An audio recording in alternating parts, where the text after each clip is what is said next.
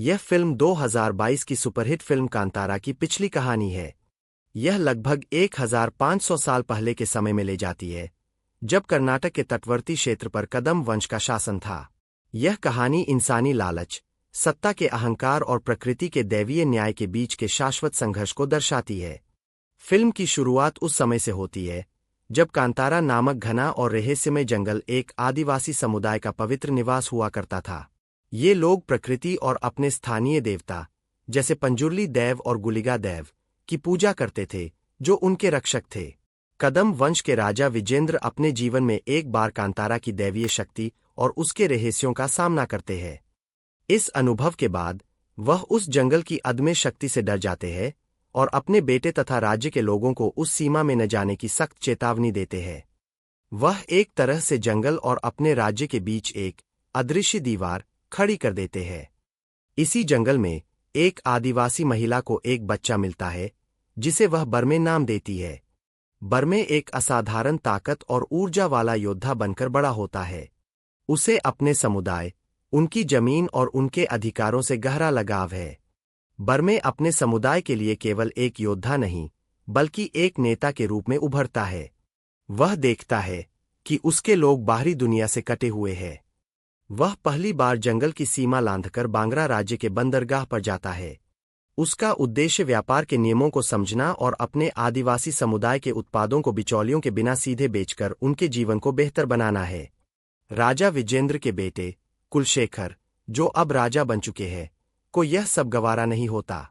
कुलशेखर एक घमंडी, नशे में चूर और सत्ता के प्रति जुनूनी शासक है।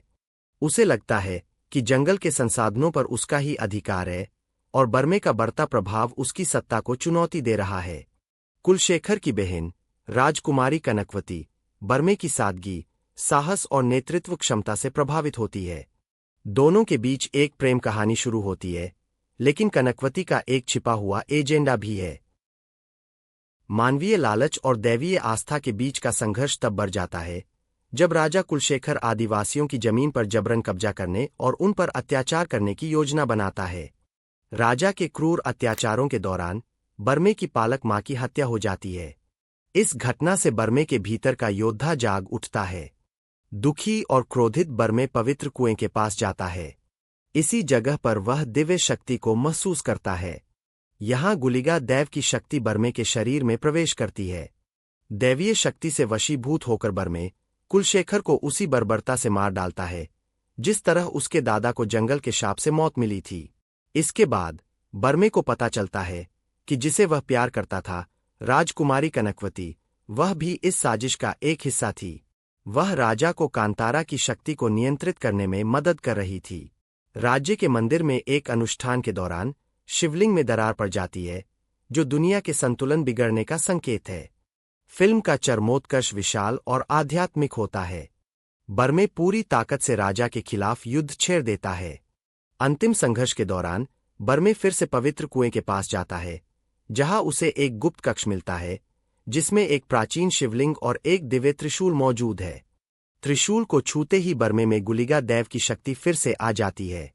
युद्ध के मैदान में कनकवती को देव की शक्ति को चुनौती देने पर बर्मे में चामुंडी देव का प्रचंड आवेश होता है।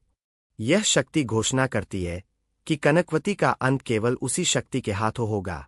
अंत में बर्मे अपने जीवन की शुरुआत वाले रहस्यमय पवित्र कुएं में छलांग लगा देता है और गायब हो जाता है।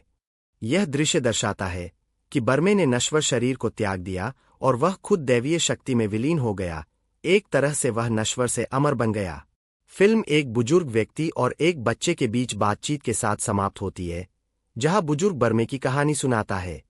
बच्चा पूछता है, वह कुआं कहाँ गया? बुजुर्ग मुस्कुराता है और जवाब देता है, वह एक और कहानी है, किसी और समय के लिए। यह अंत न केवल बर्मे के पौराणिक बनने की कहानी को पूरा करता है, बल्कि कांतारा चैप्टर 2 फीट के लिए एक बड़ा रहस्य और प्लॉट खोलकर छोड़ देता है। यह फिल्म बताती है कि कांतारा के दैव और आदिवासी लोककथाओं की जड़ें कितनी गहरी, प्राचीन और रहस्यमय है। नए नए अपडेट्स के लिए द मूवीज हेवन को सब्सक्राइब करें।